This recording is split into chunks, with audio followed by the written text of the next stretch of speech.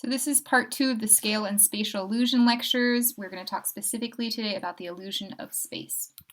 So to get started, picture plane. Picture plane is a two-dimensional surface on which shapes are organized into a composition. So the image that we see on the right is a film still from The Arrival of the Train by the Lumiere brothers. It is a completely flat image, but based on the organization of shapes and composition, it looks like the train is going to come out of the composition right at us. So the picture plane is flat, but the organization creates certain illusions of space. All right, first trick of space is foreshortening. So a distortion of shape due to perspective wherein the objects appear shorter than we know them to be. So the size of the shapes defines the space. So in this we can see there's a man right in the middle or in the front, and he appears to be the largest shape, showing us that he is the closest to us. Now the building that's kind of a triangle behind him seems to be kind of about maybe the same size as maybe his torso and his legs, but we know in reality that that building is much larger than he is, so that the size of the shapes or the size of the images defines how far away from us they are based on what we know them to be. So size of shapes, first trick of foreshortening. Okay, overlapping. Overlapping is a device for creating an illusion of depth in which some shapes are in front and partially hide or obscure others. So the way that we're able to perceive space in this image on the right is based on what is in front of what. So we see the table first, then we see the man with like a hand crank right behind it, and then a box behind him, and then another man behind him. So whatever is stacked on top, it shows us what is in front. When in fact these men are basically all about the same size, we're able to perceive where they are in that space based on the stacking or the overlapping of them. Okay. Second way we're going to talk about the illusion of space is vertical location. So vertical location is a spatial device in which elevation on the page or format indicates a recession into depth. The higher an object, the farther back it is assumed to be. So in this image, we see at the bottom of the picture, there is like a table with 3 vases. There's a man to the right. And then we know those to be the closest to us because they're at the very bottom of the picture plane. Now, at the very top of the picture plane, there's kind of a building and a window with some curtains. And now we perceive that to be the farthest away from us because it is at the top. So bottom to top is kind of what organizes the space for us in this image. And that's vertical location. Okay, another way to define space. We know this one because we've talked about value, but we're just going to talk about it again. So this is aerial or atmospheric perspective, which is the perception of less distinct contours and value contrast as forms recede into the background. Colors appear to be washed out in the distance or take on the color of the atmosphere. So we've talked about this in terms of value. This is just a reminder and to talk about it with a little bit of hue involved. Okay, we're going to start talking about breakdown of perspective. So this is linear perspective.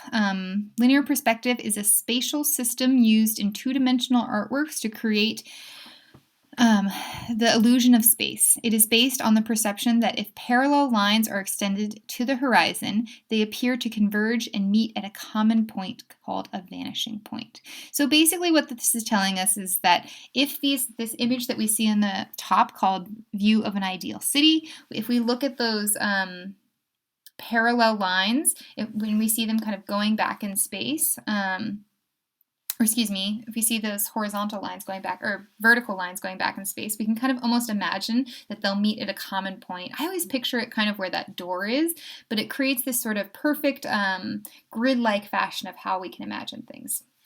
Okay, let's talk about vanishing point as laid out in linear perspective. So linear perspective, there's this thing called a vanishing point. In linear perspective, the point at which parallel lines appear to converge on the horizon line. Depending on the view, there may be more than one vanishing point. So in this image that we see up here, I kind of imagine the vanishing point to be right above that geisha standing in the middle, her head. She seems to kind of be in the middle. Maybe it's even that black boat, that little tiny one above her. But there's sort of a dot, and all of the lines, whether they're real or imaginary, are kind of leading to that point. And that recession back into space, that vanishing point, is the place where everything kind of seems to be falling back into or seems to be receding into. And this gives us this illusion of space. One point perspective. So In one-point perspective, a system of spatial illusion in two-dimensional art based on the convergence of parallel lines to a common vanishing point, usually on the horizon. So like in linear, the vanishing point here, one-point perspective is just having one. Okay, so let's talk about two-point perspective. So two-point perspective is a scene that is viewed through an angle, with no objects parallel to the picture plane and with edges receding to the points in the horizon.